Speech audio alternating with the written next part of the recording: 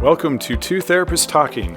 The hope for this podcast is to talk about important issues related to couples and individuals who are struggling in their lives with many different issues. I'm David Thompson, a marriage and family therapist. And I'm Sherie Christensen, marriage and family therapist. Please join us as we explore these issues together, and we hope you will learn and be enlightened along the way. Come find us at twotherapisttalking.com. If you like what you're hearing, please get on and rate us and subscribe to the podcast.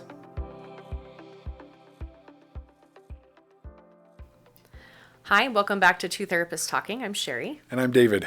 And we are continuing to talk about addiction, what it is, how it works, and again, this is on a continuum, so that includes compulsion, that includes all of the things that lead up to that space. So if you're thinking, oh, not addiction in my life, whatever, this still is going to apply. Right. And if you go back and listen to our last episode, you'll connect with some of those concepts and it'll make sense. I love David's food analogy and applying it to these kinds of concepts to food because it helps us to kind of understand. Yeah. Again, still with food, we're not going to get nearly the levels of dopamine dumped in the brain as we're going to get from pornography, sexual addiction, masturbation, those types of things.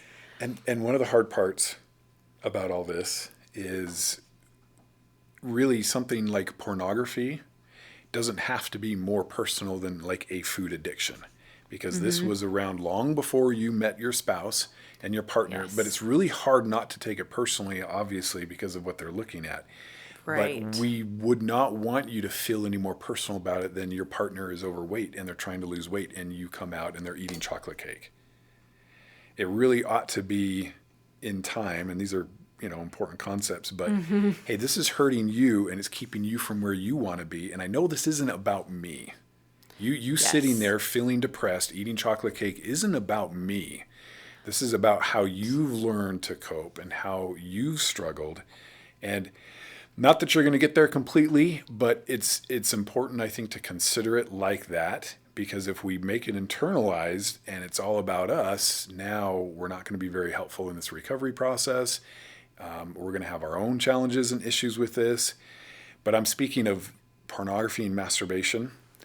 And as an actual addiction. As an actual addiction and separate from an affair, which is another concept where because somebody has an affair doesn't actually necessarily mean that they are a sex addict or a sexual addict. Those can be separate too. So there's a lot of nuances here, but in terms of addiction, yes, I think that can be a helpful consideration is why are they doing this? Why has the brain set this up to be so powerful for them? And what is it doing for them? Yeah. And I just want to put a little validation out there for the reason why that feels so personal is we're talking about something that is chemicals that are produced and all of that is really the most connected you could be to someone, right? Right. And so it does feel personal because it's something that just the two of you should be sharing. Right. Right? Because of the connected nature. And so it does feel personal when someone wants to connect with something at that level that isn't you. Right. So that's the that understanding. That they have been connecting with since they were right. 10, 11, and that's 12. the other side of it. Which is why it is a connection issue, which is important to put together.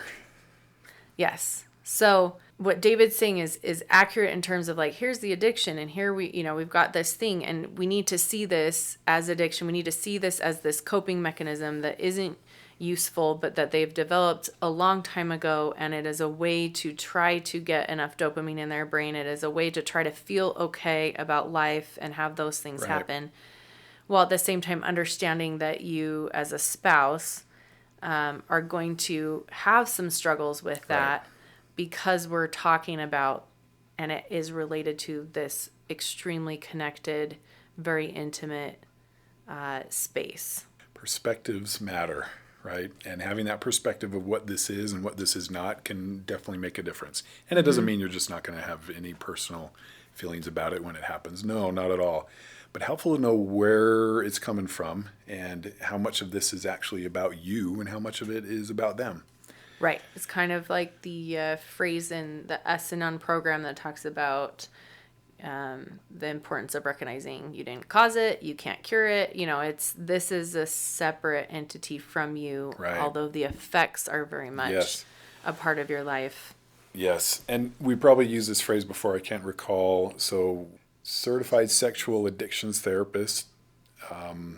So we go through a lot of training around sexual addiction. And one of the most important things I learned was Dr. Patrick Carnes talks about how sexual addiction is not what you're running to, it's what you're running from. So it's Yes. not what we want to feel often as much as what we don't want to feel. And what the Yes. addiction does is says, hey, I will help you escape rejection, abandonment, ultimately feeling alone. Mm-hmm. That's what I will help you to do, which you see is awfully compelling. We just, all of us have ways that we do that. Guys tend, because of how we're hardwired, to lean in this direction versus maybe a different direction. But either way, understanding that it's a need to feel better more than a need just to feel good, I think can be a really important concept in this. Yes. And I like, what I'm going to build a little bit off of what you just said, David, with this hardwired thing, because I think that concept sometimes feels triggering for women. But really, when we're looking at, he's like, I know, sometimes I say the things. But this isn't inaccurate, right? When you look at women's porn versus men's porn, you're looking at relationship difference, right? Right. So one of the concepts we wanted to talk about today that's a really big concept to understand is that addiction, the opposite of addiction, isn't sobriety, it's connection. Addiction is a connection disorder. And so when you look at the concepts of like men and women's porn, typically what you're going to find is in women's porn, it's related to relationship. Right. It's a very relational porn, which is the same thing. It's just the mechanism by which it's most common for men to approach it versus women. So Right. we're still looking for the connection disorder. And if you are still struggling a little bit with that, go back and listen to our podcast where we talk about sex. We talk about the differences in men and women and all of that, because we talk about that a lot more there, Yep. where men are going to the sexual experience in order to feel the connection, and women tend to or look for the connection in order to get to the sexual experience. Right. If that makes sense. So if it doesn't, run back there, listen to those. But that's one of the things I just wanted to pull up and just emphasize, that it's the same thing. It's this connected space that we're looking for. Yep. So as we're talking about connection, right, that's often what we're looking for and trying to find it in some of these unuseful spaces, I guess is the best way to say that. Yeah, exactly. And another thing that I think is important in this process, understanding addiction, it seems like it's about 90%. Well, there's two groups. There's the group where most of their addiction comes from this need to connect. And either, the way they were raised, abuse or neglect or adoption or divorce, parents were not available, or Mental health issues. There just was not good caregiving. The addiction was a way to escape. And sometimes that's when they come in and say, hey, childhood trauma, this is contributing. We need to work through this and figure it out. But there's also another group, in case you're listening to this and say, well, that's not really my experience, so what's the addiction about? There's also another group where it's just really compelling. And there are a lot of individuals who feel that they were just more sexual forever. And sometimes they had early sexual experiences that sort of set a sexual template for them, but often they haven't. They just have always been very curious, and it was very compelling, and they don't have these big, major disconnection issues. And so it tends to be, in my experience, a blend of both. And you have to ask questions and get history to try to figure out, is this more I've always been compelled to this stuff. And since I reinforced it a million times with porn, now Yes. it's an issue in my life? Or is it more on the other end of like, I've just never felt a part of anything. I've never felt wanted or accepted. And that's mostly what is behind this. And so important to understand that there's different approaches to this. One size does not fit all. And that's why it can be really helpful to talk to someone and see, is this more just a compulsion sort of addiction where I just have always been drawn to it, but I don't have any major lack in my life in terms of relationships or love? Or is it like I have never felt some of these things? And Or is that it matters in the approach that we would take to try to figure it out together. And also and I would say, where are you going to find someone who's never had a lack in their life? Right? So I think there's also a spectrum of both, right? It's definitely pieces of both. It's interesting because some it's very much one more than another, Yeah. and the approach is very different. That's Yeah. why you might say, well, you need to go do 12-step, or you need to do this, or you need to do that. And that doesn't resonate for everyone. I'm not talking, I just don't want to give it up. It doesn't resonate. I mean, like, really, I'm trying, and it just doesn't seem to stick because it may not be actually what this is about for them. Mm-hmm. Yeah, so what I meant, two groups, right, where it's 90% a lack of connection, Yeah. Yes. or loving caregiving. Mm-hmm. And there's another group where it's 90% curiosity and interest, and they've always 10%. or 90%, right? 90%. It's either of mostly their- this childhood lack or Right. mostly just a curious, I've always felt this way, and I'm actually pretty good in other things and have good relationships and healthy relationships, which I've seen a lot of. So, and everything in between, right? It's not a perfect, Yes. it's a scale and a spectrum, but And certainly the more that you are exposing yourself to that, the more that the body then is going to use that as a mechanism to help you, right? So right. And even one if can you start were to, right. just like, oh, I'm just more curious about this. Right. But now when you're getting all these dopamine dumps, one of the things that I talk about with clients is this concept of being on autopilot. Like if you've ever tried to drive somewhere and then realize as you've gotten distracted by something else that you're actually driving home, or you're driving somewhere that you would normally drive down that road. And that resonates with addicts sometimes, as they're, saying, sometimes people come in and they're like, I relapsed and I just found myself here and I don't even know how I got here, right? And we talk about these dopamine dumps and the brain wanting to be efficient to get you to that good place. You really can start to get this cycle that we were talking about going, really where you're kind of running on autopilot. Like you'll have something that's negative happen. You got cut off in traffic, you got in a fight with your spouse or something like that, and the brain goes, hey, I got you. I know what to do to fix this. I've got you covered. It's like that character in Holes, if you've ever seen the movie Holes, who the school teacher has things happen with the school from time to time, and he always shows up and says, I can fix this. Right? It's a lot like that. I use that analogy a lot. The addiction shows up and says, I can fix this. Yes, I got this. I got this. Hey, I know you got this, but I don't like everything else you bring with it. But, right. Yes, exactly. So it'll just kind of put you on this autopilot where you can go do the rest of your day, and you've got, I talk about it kind of like a computer program running in the background all the time. Yeah. That's like, okay, I'm just going to look for an in, I'll look for an opportunity as you're going through your day, and then we'll get you taken care of. So even if you are in that place where you are that healthy individual and you have kind of worked through your stuff and or haven't had a lot of other things going on that are going to lead you to that, we all have times that we don't feel great or, things aren't super happy. And if you have that you've fed for a while, then your brain is going to... Very hard to do something else. Yes. Just keep that computer program running.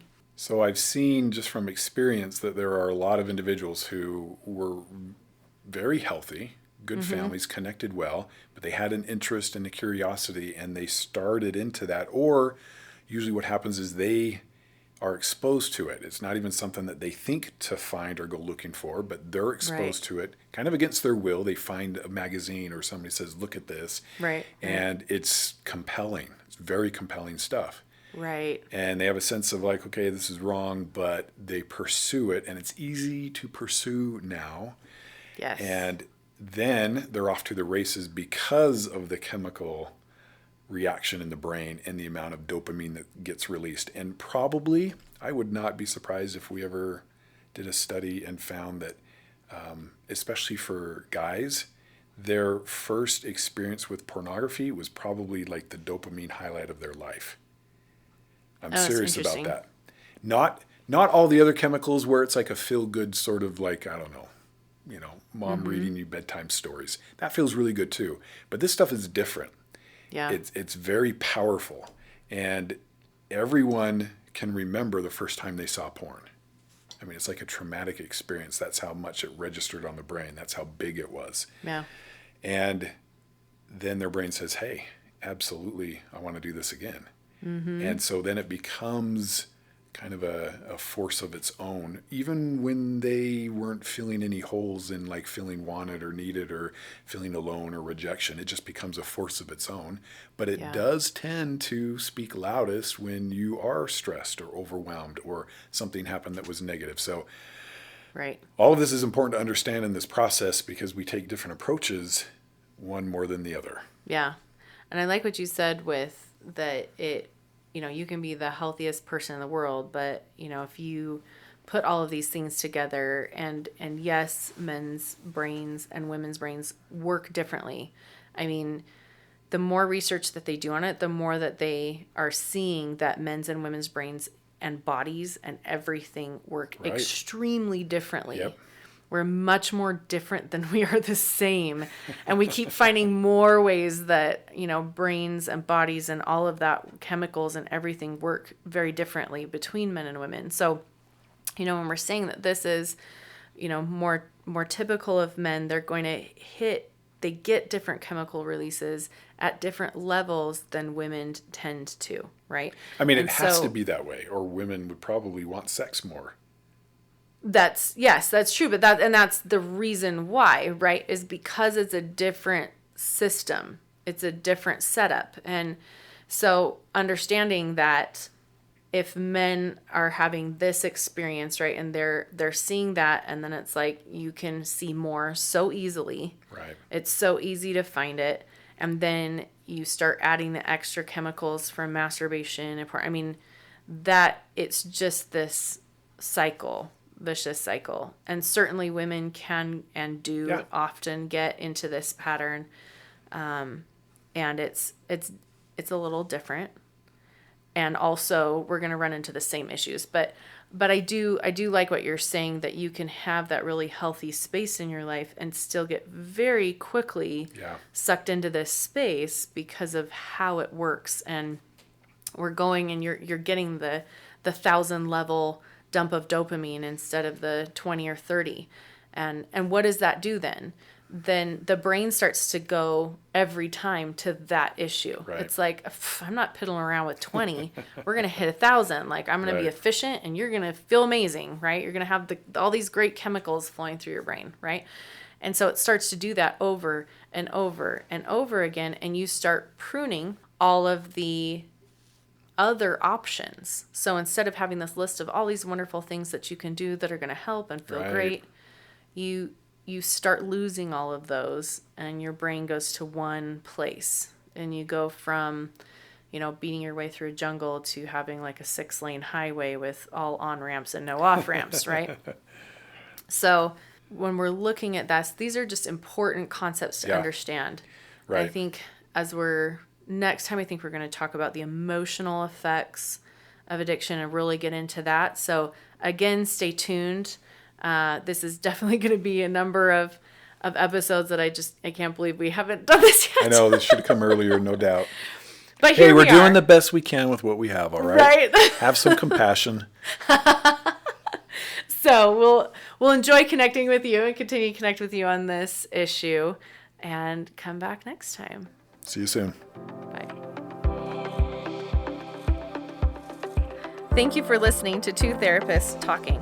We look forward to sharing more conversations with you. Connect with us at twotherapisttalking.com or email podcast@twotherapisttalking.com. If you like what you're hearing, please get on and rate us and subscribe to the podcast.